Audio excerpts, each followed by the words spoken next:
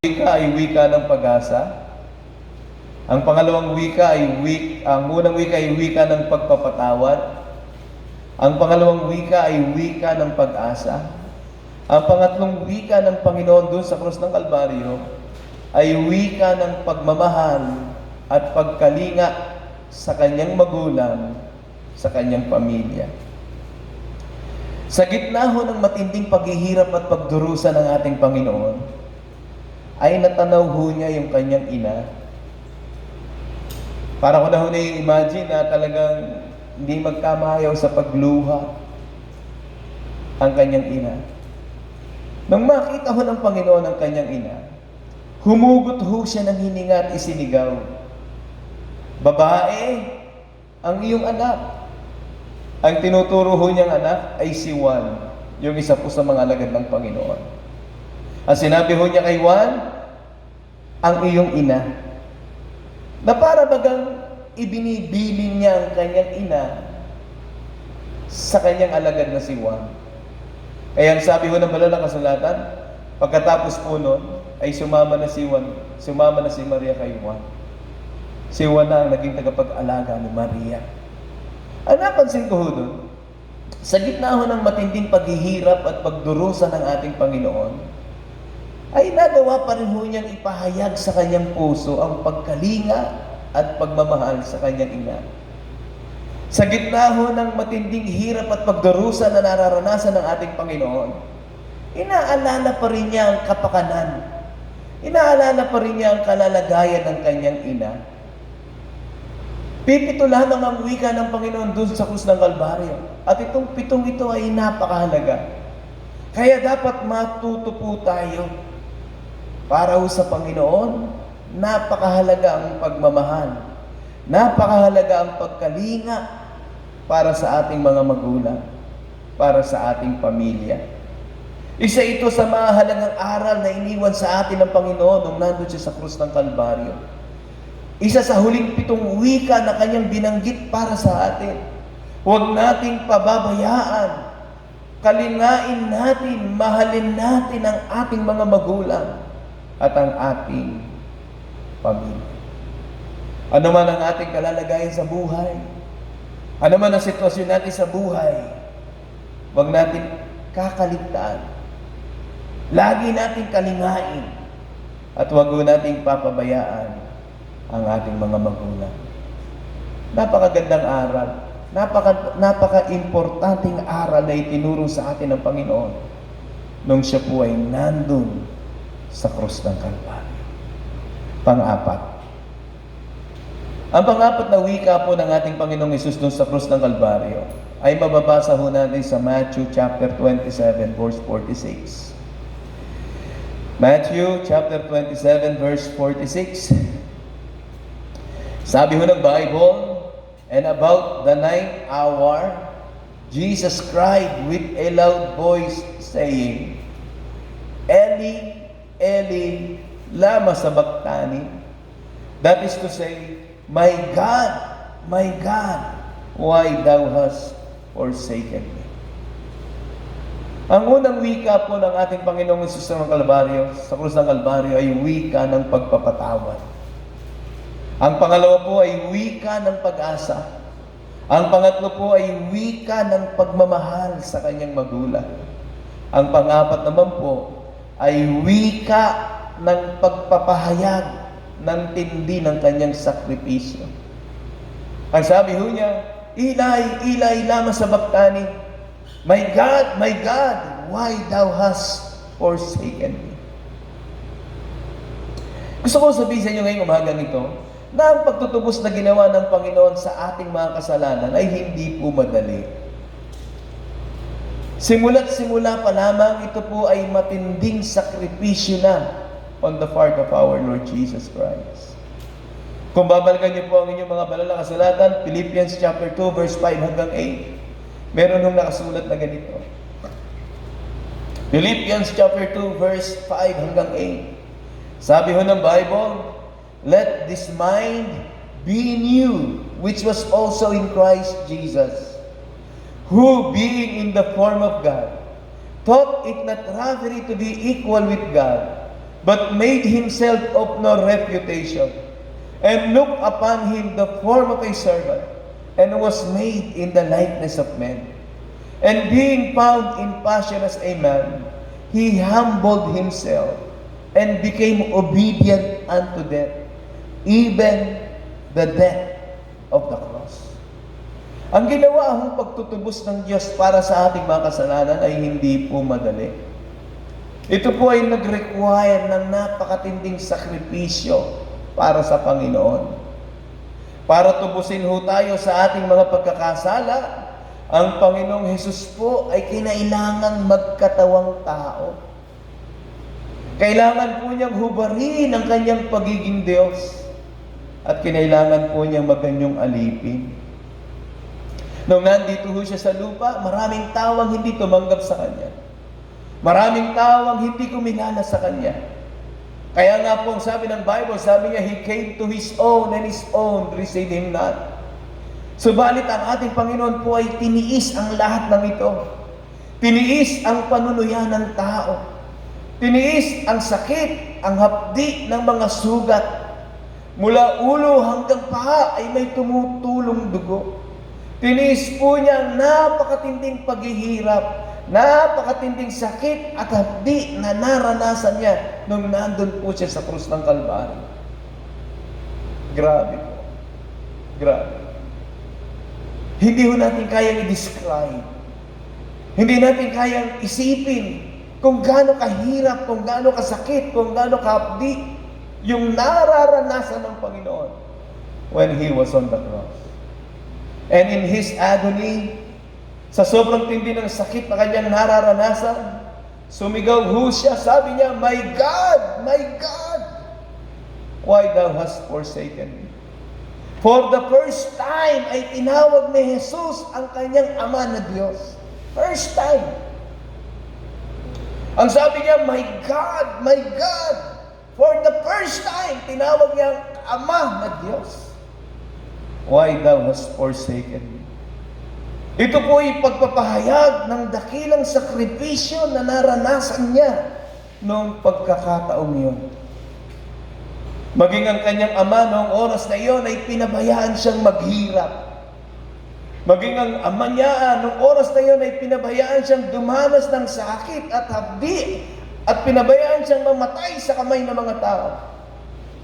Sapagkat noong oras na iyon, ang ating Panginoong Diyos, ang ating Panginoong Jesus ay nagsilbing hain para sa ating mga kasalanan. Sabi ho ng banal na kasulatan, 2 Corinthians chapter 5 verse 21, sabi niya, for He hath made Him to be sin for us, who knew no sin, that we might be made the righteousness of God in Him. Ang sabi ng Bible, sabi niya, siya na walang kasalanan, siya na hindi nakakaalam ng pagkakasala ay ginawang kasalanan para sa atin. Upang sa ganon, yun naman ay maging katuwiran ng Diyos natin sa harapan ng Diyos. Ang ibig ko po sabihin, yung pong bulalas ng salita ng Diyos na sinabi niya, Ama ko, Diyos ko, bakit mo ako pinabayaan? Yun po ay pagpapahayag ng matinding hirap at matinding sakit at matinding sakripisyo na ginawa niya alang-alang sa atin upang tayo mabigyan ng kaligtasan. Noong oras na yon, siya ay pinabayaan ng Ama dahil noong oras na yon, siya ay nagsilbing hain. Ang kasalanan ng buong sanglibutan ay nasa kanyang balikat. Kaya hinayaan siya ng Diyos na mamatay. Hinayaan siya ng Diyos na maghirap, magtiis upang bayaran ang ating mga kasalanan. 1 John chapter 2 verse 2, sabi ho ng Bible, sabi niya, and He is the propitiation for our sins, and not for ours only, but also for the sins of the whole world. Ang sabi ng Bible, siya yung naging pampalubag loob, siya yung naging hain, siya yung naging kapalit, siya yung naging pambayad para sa ating mga kasalanan. At hindi lang ng ating mga kasalanan, kundi ang kasalanan ng buong sanglibutan. Ang pangapat na wika ng Panginoon doon sa krus ng Kalbaryo, ay wika ng pagpapahayag ng kanyang sakripisyo para matubos tayo sa ating pagkakasala. Lagi natin sinasabi, madali lang ang maligtas. Kailangan mo lang kilalanin si Jesus bilang iyong tagapagligtas. Pero gusto ko sabihin sa inyo na kahit madali ang kaligtasan, hindi po ito cheap. Dahil napakalaki ng binayad, napakadakila ng binayad ng Diyos para tayo maligtas. Sa atin, hindi mahirap kilalanin sa palatayanan siya. Sapagkat lahat ng hirap, lahat ng sakit, inako na niya.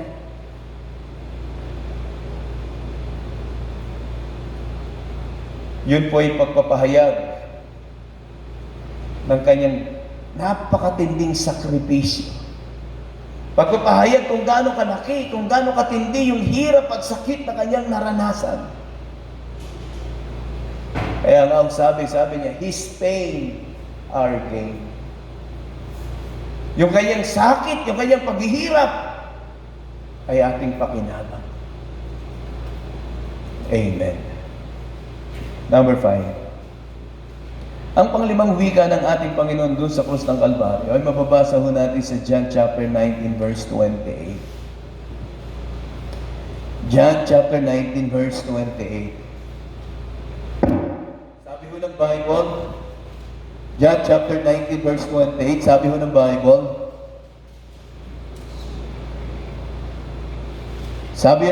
after this, Jesus, knowing that all things were now accomplished, that the scripture might be fulfilled, saith, I thirst. Ang unang wika ng Panginoon ay wika ng pagpapatawad. Ang pangalawa ay wika ng pag-asa. Ang pangatlo ay wika ng pagmamahal at pagkalinga sa kanyang ina. Ang pangapat po ay wika ng pagpapahayag ng kanyang sakripisyo doon sa krus ng Kalbaryo. Number 5, sabi ng Panginoon, I thirst. Ito naman po ay wika ng pagpapahayag ng kanyang pagsusumamo. Sa English po yung sumamo is longing. Longing. Ito po yung mensahe sa akin itong salita niya na I thirst. Ito yung pinapahayag niya yung kanyang longings. Pinapahayag niya yung kanyang pagsusumamo. Sa gitna ho ng matinding hirap at sakit at hapdi na kanyang nararamdaman ng pagkakataon na yun, sumambit ho siya ng isang wika na parang request. Ang sabi niya, nauuhaw ako. Yung mga tao naman nung araw na yun, imbis na bigyan ho siya ng tubig, ang ibinigay ho sa kanya ay sukang may apdo. Hindi ko alam kung anong lasa ng sukang may apdo. Ang alam ko lamang po, ang suka ay hindi naman nakakapatid ng uhaw. Hindi mo nga mainom to. Lalo na siguro pag nilagyan mo ng apdo. I don't know. Hindi ko alam. Pero yung salita ng Panginoon na sinabi niyang nauuhaw ako, ito ay parang request sa kanila. Ito ay parang pagsusumamo sa kanila. Pwede niyo ba akong bigyan ng tubig para mapatid ang aking uhaw? Nung pagkakataong ito, ang nakita ko po, nung pagkakataong ito, ang Panginoon po ay humihingi ng simpatya sa kanila. Nandun ho siya, nakabayubay doon sa krus ng Kalbaryo. Mula ulo hanggang talampakan ay may dugon tumutulo. Sobrang hirap, sobrang sakit, at sobrang hapdi ng kanyang nararamdaman. Ang sabi niya, nauuhaw ako. Yun ay pagpapahayag ng kanyang longing sa kanyang puso. Somehow, parang gusto niyang humingi ng simpatya. Somehow, gusto niya sabihin sa mga tao, "Uy, nahihirapan ako dito, nauuhaw ako dito." Somehow, gusto niya sabihin sa mga tao, "Uy, pahalagahan niyo naman ang ginagawa ko para sa inyo." Pahalagahan naman natin. Nung siya ay nandito sa lupa, nung siya ay nagmi-ministro dito sa lupa, wala ho siyang ginawa kundi bigyan simpatya ang mga tao. Nakita niyang nagugutom ang mga tao, naghihimala siya, pinapakain niya ang mga ito. Nakasalubong niya ang mga tao may sakit, dahil sa kanyang simpatya sa mga tao, hihipuin niya ang mga tao may sakit. Binibigyan niya ng kagalingan. Nakasalubong niya ang taong bulag, nakasalubong niya yung taong bingi, nakasalubong niya yung taong pipi, nakasalubong niya yung taong pilay. Lahat ng ito, hinipo niya, pinagpala niya, pinakita niya yung simpatya niya sa kanila. Pero nung araw na ito, nung siya po'y nakabayubay dun sa krus ng Kalbaryo, dumaranas ng matinding hirap, dumaranas ng matinding sakit. Tila baga siya naman ay humihingi din ng simpatya. Ang sabi ho niya, nauuhaw ako. Kailan ho ba natin bibigyan ng simpatya ang Diyos sa buhay natin? Kailan ho ba natin papahalagahan ang ginawa ng Diyos para sa atin? Parang yun ang take ko sa verse na ito. Parang yun ang take ko sa wikang ito. Wika ng pagpapahayag ng kanyang pagsusumamo. Pagpapahayag ng kanyang longings. Nauuhaw ako. Nauuhaw ako. Nauuhaw ako. Kailan ho natin bibigyan simpatya ang Diyos sa buhay natin? Kailan ho natin papahalagahan ang ginawa niya para sa atin? Amen. Ang pang-anim na wika ng Panginoon ay makikita ho natin sa John chapter 19 verse 30. John chapter 19 verse 30. Sabi ho ng Bible, John chapter 19 verse 30, sabi niya, when Jesus therefore had received the vinegar, He said, it is finished. So, nabinigyan ho siya ng suka na may apdo. Pagkatapos niya itong inumin o lagukin. Sabi ho ng Bible, bumikas ang Panginoon ng isang tinig. At ang sabi ng tinig na ito, sabi niya, Tetelestai, it is finished. Naganap na. Ang ika-anim na wika ho ng Panginoon doon sa krus ng Kalbaryo ay wika ng pagtatagumpay. Ang unang wika na binanggit niya doon sa krus ng Kalbaryo ay wika ng pagpapatawad. Ang Diyos ay mapagpatawad. Yun ang nais niya, patawarin ka. Inaanyahan kanyang magsisi upang mapatawad ka niya. Gumawa siya ng paraan para tayo ay patawarin. At ngayon, inaanyayahan kanyang magsisi. Ang pangalawang wika ng Panginoon doon sa krus ng Kalbaryo ay wika ng pag-asa. Sabi niya doon sa isang tao na wala ng pag-asa, ngayon din kakasamahin kita sa paraiso. Gaano man kalaki, gaano man karami, gaano man kalala ang ating mga kasalanan ay kayang patawarin ng Diyos. May pag-asa at ang pag-asa niya ay nasa Panginoon. Ang pangatlong wika ng Panginoon doon sa krus ng Kalbaryo ay napakahalaga. Napakahalagang lesson na matutunan natin. Mahalin natin, kalingain natin ang ating mga magulang. Ang ating Panginoon. Ang pangapat na wika ng Panginoon doon sa krus ng Kalbaryo ay wika ng pagpapahayag ng sobrang tindi ng kanyang sakripisyong ginawa para sa atin.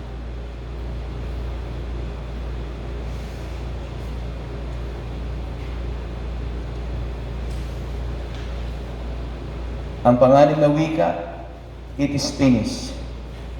Wika ng pagtatagumpay. Tetelestai.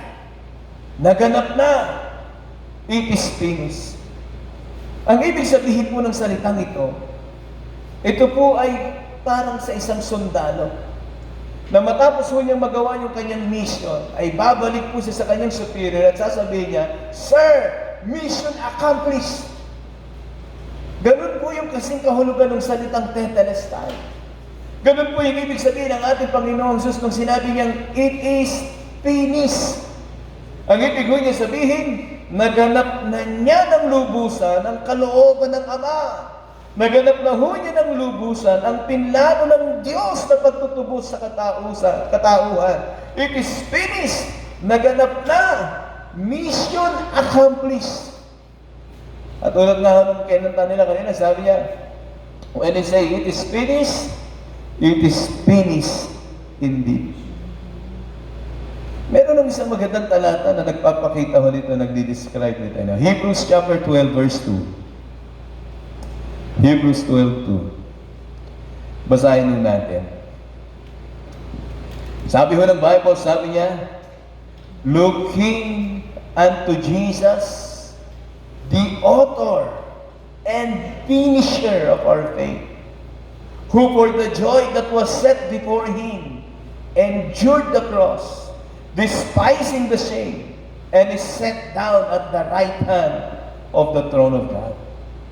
Sabi ng banal na kasulatan, sabi niya, doon tayo tumingin kay Jesus dahil siya ang nagpasimula at nagtapos ng ating pananampalataya. Yung kagalakang inilagay sa kanyang harap, yung krus ng Kalbaryo, sabi niya, He endured it. He accomplished it. Despising the shame, and is set down at the right hand of the throne of God. Gusto ko sabihin sa inyo na kumpleto na ho ng Panginoon. Natapos niya po ng buong buo ang gawaing pagtutubos. Wala na ho tayong pwedeng idagdag. Wala din ho tayong pwedeng ibawas. Kumpleto, lubos ang pagtutubos na ginawa sa atin ng Panginoon. Amen. At dahil po diyan, meron hong katiyakan, meron hong kasiguraduhan, at garantisado po ang kaligtasan kay Kristo Jesus. Amen. Tinapos ho niya, kumpleto ho niyang ginanap ang pagliligtas. He is the author, He is the finisher of our faith. He endured the cross. Amen. Amen. It is finished. When He says it is finished, when He said it is finished indeed. Tetelestai, naganap na. Mission accomplished. Yun po ang pang-anim na wika ng Panginoon sa krus ng Kalbaryo. Ang panguling wika ng Panginoon dun sa krus ng Kalbaryo ay sa Luke chapter 23 verse 46. Luke 23 verse 46. Sabi ho ng Bible, sabi niya, Luke 23 verse 46, sabi niya, and when Jesus had cried with a loud voice, He said, Father, into thy hands I commend my spirit. Ito naman po ay wika ng pagtatalaga. Wika ng pagtatalaga. Nung matapos na po yung gawaing pagliligtas, sabi ng anak sa ama, Ama, ipinagtatagubilin ko po sa inyo ang aking espiritu. Gusto kong sabihin sa inyo na kusang ibinigay ng Panginoon ang kanyang buhay. Kusang ibinigay ng Panginoon ang kanyang sarili. Kusang itilaga ng Panginoon ang kanyang sarili sa kamay, sa kalooban ng Ama. At ang Ama naman ay hindi nagpapahayag sa kanya. Amen. Father, into thy hand I commend my spirit. Yan po ang huling wika ng Panginoon doon sa krus ng Kalbaryo. Ano ho ang kahulugan ng mga wika ng Panginoon sa krus ng Kalbaryo sa inyong buhay? Kinilala mo na ba siya bilang iyong tagapagligtas? Kung hindi pa, walang kahulugan ang nangyari doon sa krus ng Kalbaryo sa iyo. Because the very reason, kaya ginawa ng Panginoon, kaya niya tinubos ang ating mga kasalanan, ay upang maligtas ka. Upang sampalatayanan mo siya. At sa ganon ay magkaroon ka ng kapatawaran ng iyong mga kasalanan. Magkaroon ka ng buhay na walang hanggan. Kung hindi mo pa nasusumpungan yun, kung wala pa sa iyo yun, kung hindi mo pa nararanasan yun, kung gano'n walang kahulugan sa iyo, ang nangyari doon sa krus ng Kalbaryo. Ngayong umagang ito, inyayayahan ka ng Panginoon. Ngayong umagang ito, tinatawag ka ng Panginoon. Nais ka niyang patawarin. Nasa Panginoon ang pag-asa. Tinatawag ka niyang magsisi. Tinatawag ka niyang sampalatayanan siya bilang iyong tagapagligtas. Sa ganun lang magkakaroon ng kahulugan sa ating buhay ang nangyari doon sa krus ng Kalbaryo. Yung iba, tinatawanan yun. Kaya sabi doon sa text natin, sabi niya, sa mga hindi ligtas, sa mga hindi naniniwala, sa mga hindi sumasampalataya, kamangmangan ng krus. Pero sa ating mga ligtas na, ito ay kapangyarihan ng Diyos. Sabi din ni Apostol Pablo, sabi niya, I am not ashamed of the gospel of Christ, for it is the power of God unto salvation. Ngayong umagang ito, bakit hindi ka lumapit sa Panginoon? Tinatawag ka niya magsisi. Tinatawag ka niya sampalatayanan siya sa puso mo bilang itagapagligtas. At kapag ginawa mo yun, mangyayari sa iyo, magaganap sa iyo, ang pagtutubos na ginawa niya para sa iyo. Maliligtas ka. Tayo po'y manalangin. Dakila namin Diyos na makapangyarihan sa lahat. Tunay nga po na napakabuti mo sa amin. Tunay nga po na iyong biyaya ay napakatakina. Kami na makasalanan na inibig mo. Kami na marumi ay nais mong patawarin. Kami na walang magagawa. Ikaw ang gumawa. Ikaw ang nagsakripisyo. Ikaw ang nagbayad. At ngayon, ibinibigay mo sa amin ang kaligtasan ng walang bayad. Tinatawag mo kaming magsisi. Lord, tulungan mo na maunawaan ito ng mga tao. Tulungan mo na makita namin ang dakilang kaligtasan na ginawa mo para sa amin. Hayaan mo na magkaroon ng kahulugan sa amin ang krus ng Kalbaryo. Dahil sa krus ng Kalbaryo, kami ay naligtas. Nawa, marami pang tao makakita nito. Marami pang tao makakatawa nito. Upang matamudin nila ang pagpapatawad, upang matamudin nila yung kaligtasan ginawa mo para sa kanila. Marami pong salamat. Tulungan mo kaming mga mananampalataya to always cherish the old rugged cross. Tulungan mo kami na lagi namin alalahanin sa puso't isip namin. Lagi namin sariwain sa puso't isip namin yung sakripisyo na ginawa mo para sa aming kaligtasan. At hindi namin ma-take for granted yung kaligtasan na binigay mo sa aming Panginoon. Dahil binayaran mo ito ng malaking halaga. Dahil pinaghirapan mo ito. Dahil nagsakripisyo ka para ibigay mo sa aming Panginoon. Kami naman ngayon ay magpakita ng simpatsya. Kami naman, Panginoon, ay magpakita ng pagmamahal, magpakita ng paglilingkod, ng pagsamba sa iyo. Maraming salamat po sa iyo. Purihin po ang mga pangalan. Purihin po ang pangalan. I pray, Lord, and bless po mga kapatiran. Maraming salamat po sa iyo. Ito po ang aming dalangin sa matamis na pangalan ng aming Panginoon Jesus. Amen at amen. Thank you po. Diyan natapos ang ating worship service ngayong umagang ito. Mamaya po, ang gospel hour po natin ay alas 8. Katulad po ng oras ng ating devotion time. Sa mamaya ulit na alas 8, meron po tayong gospel. Salamat po naman.